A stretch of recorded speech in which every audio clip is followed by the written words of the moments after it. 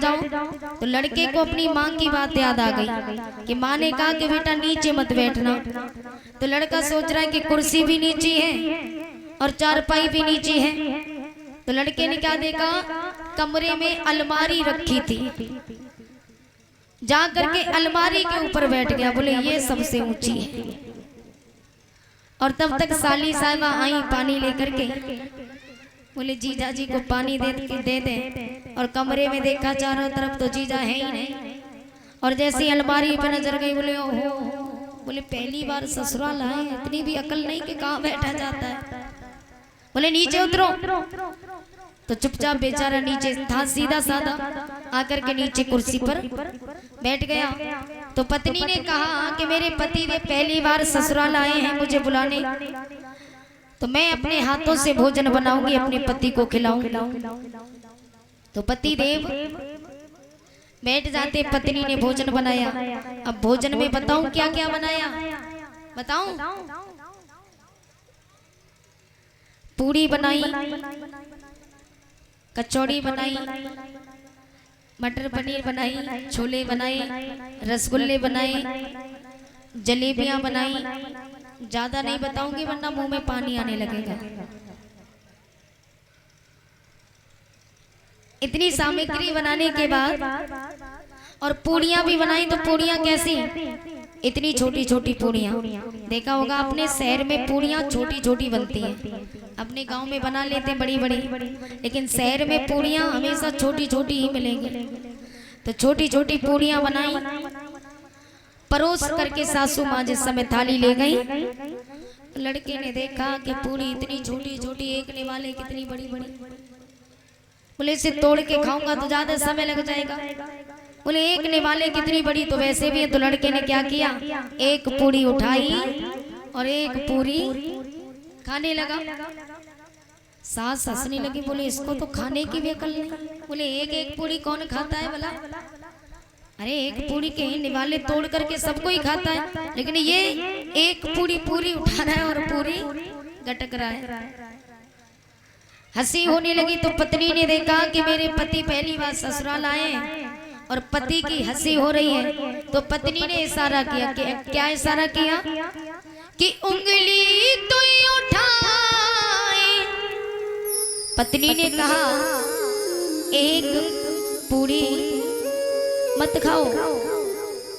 पत्नी बोली कि उंगली तो उठाए और गवारन पति को देखा और कहने लगी एक एक पुड़ियन के।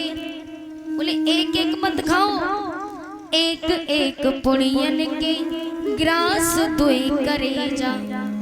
पत्नी ने कहा एक एक पूड़ी मत खाओ, दो एक पूड़ी के दो निवाले करके खाओ। पति ने समझा कि पत्नी बोल रही है कि छोटी छोटी पूड़ी है, एक एक मत खाओ, दो दो खाओ।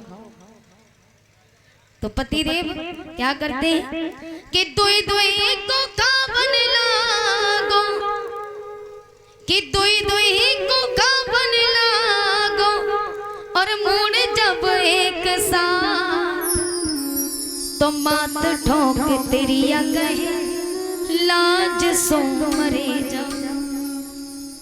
पत्नी ने माथा ठोका, हे भगवान।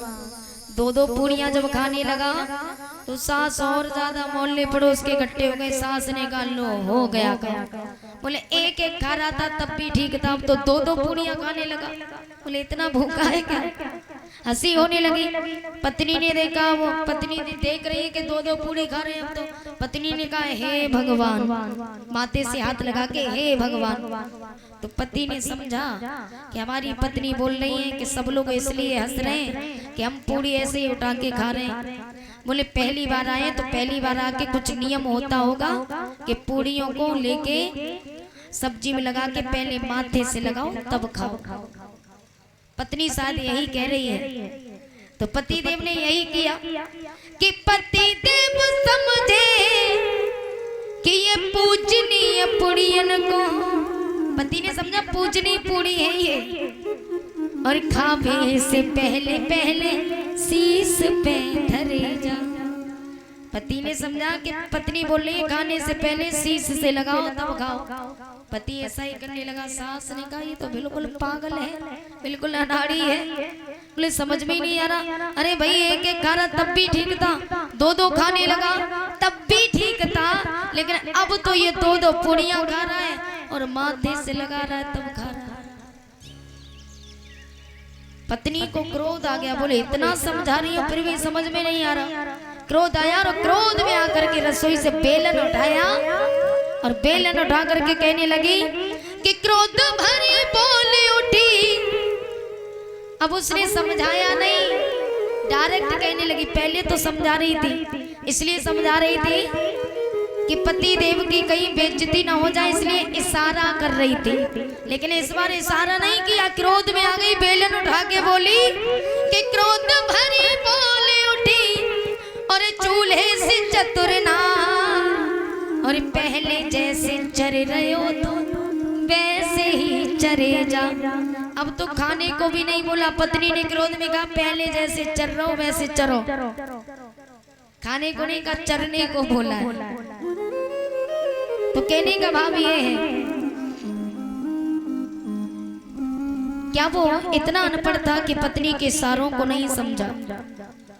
जैसे वो अपनी पत्नी के इशारों को नहीं समझा, ठीक उसी प्रकार हम भी नहीं समझ पाते। भगवान हमारे लिए भी कोई न कोई इशारा भेजते हैं और हम भगवान के इशारे को समझ नहीं पाते।